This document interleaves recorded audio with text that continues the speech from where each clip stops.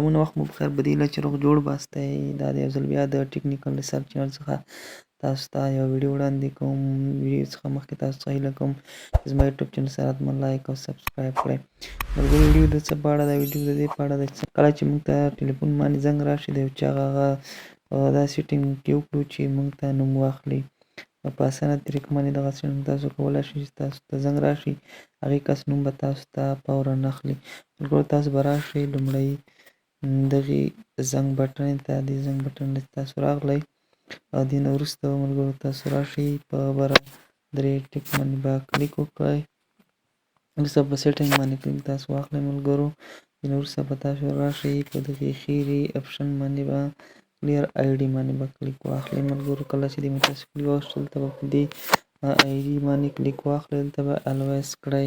کله چې دا تاسو الویز کړئ ملګرو، ستاسو نوم چې په انګلیسي و تاسو ته به نوم اخلي، او په انګلیسي نو تاسو ته به بیا څه کوي، لمبر ښیي، تاسو ته به لمبر وایي.